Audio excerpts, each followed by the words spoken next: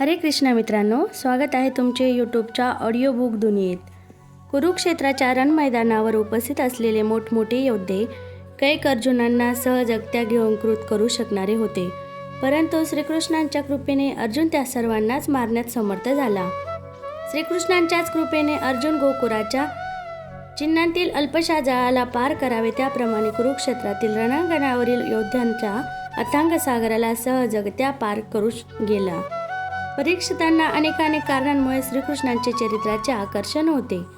त्यांच्या पितामहांनाही त्यांनी वाचविले होते, असेच नव्हे तर स्वतः त्यांचेही त्यांनी रक्षण केले होते। युद्धाच्या शेवटी धृतराष्ट्राच्या आणि पांडवांच्या बाजूकडील त्यांच्या पुत्रपौत्रांसहित सर्वच कुरुवंशीय ठार झाले होते।